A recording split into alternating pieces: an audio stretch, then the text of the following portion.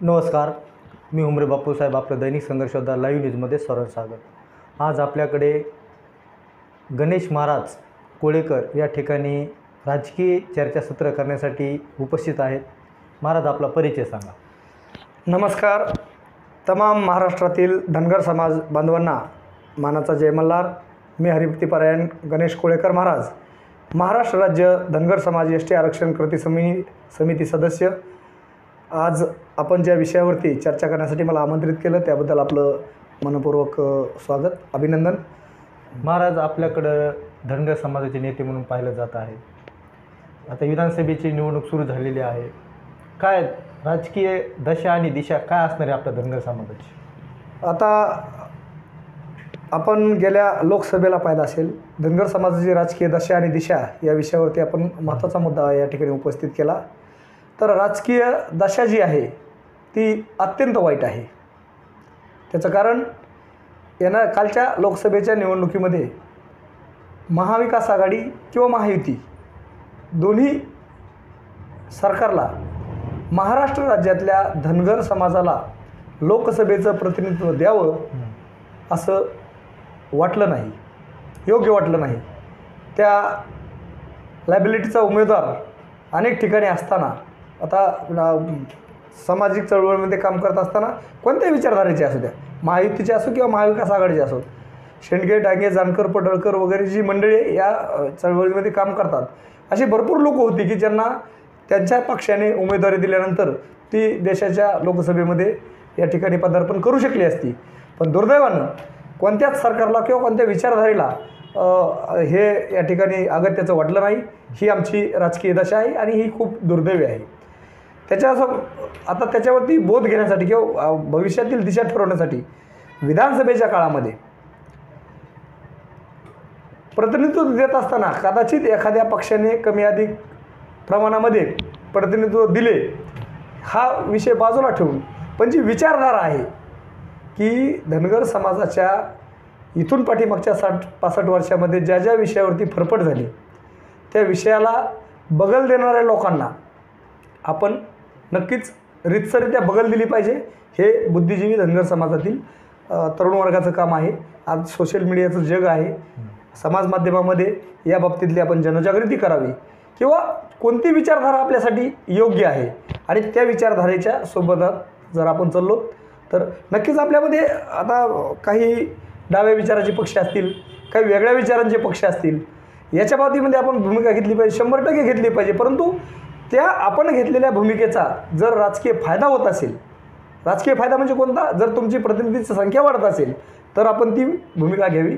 अन्यथा आपण कुठंतरी एखाद्या बाबतीत भूमिका घेतली आणि त्याचा कुठंच जर इफेक्ट झाला नाही तर ती भूमिका घेऊन बी त्याचा भविष्यामध्ये फायदा होणार नाही। म्हणून आपण अशा विचारधारेसोबत कनेक्ट झालं पाहिजे किंवा जोडलं गेलं पाहिजे ज्याच्यामुळं माझा आणि माझ्या समाजाचं नक्कीच भलं होईल। या पद्धतीचा समाज बांधवांनी विचार करावा। त्या समाजाची अस्मिता जपणारे पक्ष आणि विचारधारा काय असणार आहे? आता राजकीय पक्षाच्या बाबतीत बोलायचं झालं तर धनगर समाजाची अस्मिता जपणाऱ्या ज्या विचारधारा आहेत त्या कोणत्या आहेत, आपण महत्त्वाचा मुद्दा उपस्थित केला। तर त्याचं सुटसुटीत आणि साधं उत्तर या ठिकाणी देता येईल।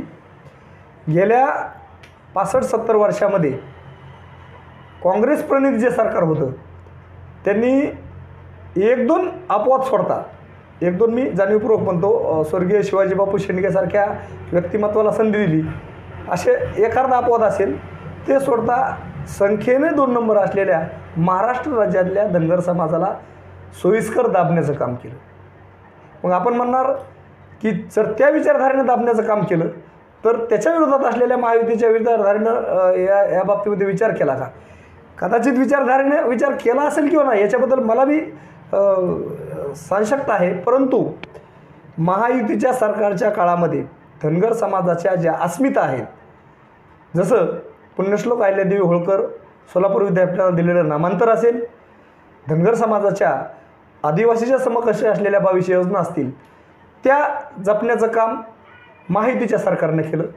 उलट पक्षी आता जे महाविकास आघाडीचं जे सरकार आहे आणि त्यामध्ये काम करणारे जे नेते मंडळी, आपण पत्रकार आहात, आपल्याला जाणीव असेल की पाठीमागं सामना नावाच्या पेपरमध्ये शिवसेनेचे प्रवक्ते खासदार संजय राऊत यांनी पुण्यश्लोक अहिल्यादेवी होळकरांबद्दल एक चुकीचा मजकूर या ठिकाणी प्रसिद्ध केला आणि त्याच्यावरती खूप मोठी आगपाखड झाली. त्याच्यावरती सगळ्या महाराष्ट्रातून धनगर समाज बांधवांतून टीका झाली, वेगवेगळ्या माध्यमातून आपणही पाहिले असेल. त्याचबरोबर महाविकास आघाडीचे राष्ट्रवादी शरद पवार गटाचे नेते जितेंद्र आव्हाड साहेब यांनीसुद्धा राजे मल्हारराव होळकर यांच्याबद्दल या ठिकाणी मल्ल्याचा मल्हारी होतो अशा प्रकारचं वादग्रस्त विधान करून त्याचेही पडसाद संबंध महाराष्ट्रभर. मला या विचारधारेला एक विनंती करायची, बाबा आमच्या अस्मिता तरी जपा. जो भोळा समाज आपल्यावरती इतक्या वर्ष अंधविश्वास ठेवून या ठिकाणी आपल्यासोबत आहे कमी अधिक प्रमाणात, आपण त्याच्या बाबतीमध्ये अशा भूमिका घेणं हे कितपत या ठिकाणी योग्य आहे. म्हणून महायुतीचं सरकार किंवा देवेंद्र फडणवीसांची जी विचारधारा आहे ती नक्कीच धनगर समाजाला एका चांगल्या बाजूला न्याय देणारी गेल्या काही वर्षांमध्ये ठरलेली आहे. म्हणून आपण जे पक्ष आणि विचारधारेच्या बाबतीमध्ये बोललात तर धनगर समाजाची भूमिका ही महायुतीच्या बाजूने नक्कीच या ठिकाणी सकारात्मक आहे असं मला वाटतं. महाराज, धनगर समाजाचे जी भविष्यातील जी आव्हाने आहेत आणि त्याच्यावर काय उपाययोजना राबविल्या पाहिजेत? आपल्या माध्यमातून संबंध महाराष्ट्रातील धनगर समाज बांधवांना एक या ठिकाणी वाईट अनुभव म्हणा किंवा या ठिकाणी माझ्या बाबतीत घडलेल्या चळवळीमधल्या गोष्टी सांगतोय. इतर समाज मासे मोजण्यात पुढं आहे. म्हणजे आपल्याकडं नाही का 11 माशी 12 माशी जुन्या काळातल्या ज्या म्हणी आहेत, इतर समाज मासे मोजण्यात पुढं आहेत, पण आमचा धनगर समाज वाशे मोजण्यात पुढं आहे. म्हणजे कसे की जर या ठिकाणी चळवळीतला एखादा कार्यकर्ता समाजातलाच या ठिकाणी एखाद्या राजकीय भूमिकेमध्ये उतरला निवडणुकीच्या माध्यमातून, तर बऱ्याच त्याच्या बाबतीमध्ये सकारात्मक भूमिका तुम्हाला कदाचित कमी मिळतील, पण नकारात्मक भूमिका जास्त मिळतील. एखादा माणूस उभा राहिला तर याला कोणीतरी उभा केला, एखाद्या माणसानं परिस्थिती बघून माघार घेतली तर यानं काहीतरी चिरीमिरी करून माघार घेतली. अशा पद्धतीच्या अफवाला पेव या समाजामध्ये सगळ्यात जास्त प्रमाणात फुटतं. म्हणून धनगर समाजाने स्वतःचं सामाजिक मागासलेपण जर दूर करायचं असेल तर या बाबतीमध्ये विशेषतः नवीन पिढीने सजग राहिलं पाहिजे. बघा, कधीकधी काय होतं आहे की आपण घेतलेली भूमिका किंवा समाजातील चळवळीतल्या माणसांनी घेतलेली भूमिका ही समाजाच्या फायद्यासाठीच असते. आज पिके कोकरेसारख्या माणसांनी स्वतःच्या आयुष्याची राख रांगोळी करून चांद्या ते बांद्यापर्यंतचा धनगर समाज जागा केला. त्या पिके कोकरे साहेबांच्या विचारधारेला मानणारी जी लोकं आहेत त्यांच्या बाबतीमध्ये समाजाच्या प्रतिक्रिया खूप वाईट आहेत. चांगल्या चळवळीत काम करणाऱ्या लोकांना लोक नावं ठेवतात. ही दुर्दैवी अवस्था आहे. समाज बांधवांना या माध्यमातून आपल्या माध्यमातून विनंती आहे की बाबा हो, आपल्या एखाद्या माणसाच्या बाबतीत आपल्याला जर सकारात्मक विचार करता येत नसेल तर कृपा करून नकारात्मक तरी करू नये. आणि सामाजिक मागासलेपण म्हणजे कसं की जर एखाद्या बाबतीमध्ये आता निवडणूक हा लोकशाहीचा उत्सव आहे, निवडणुका कुणी लढवाव्यात. घटनाकार महामानव डॉक्टर बाबासाहेब आंबेडकरांनी तुम्हाला आम्हाला दिलेला सगळ्यांना अधिकार आहे, परंतु एखादी निवडणूक जर सर्वसामान्य माणूस लढवत असेल तर लोक त्याला म्हणतात, अरे हे का तुझं काम आहे का, हे तुला पेलणार आहे का, या बाबतीमध्ये तू कसं काय विचार करू शकतो.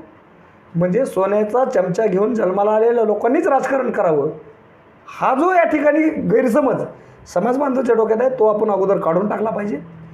सगळ्या समाज बांधवांनी तळागातल्या सगळ्या लोकांनी या प्रक्रियेमध्ये सामील झालं पाहिजे. निवडणूक ही लोकशाहीचा उत्सव आहे, आपण त्याचा आनंद घेतला पाहिजे.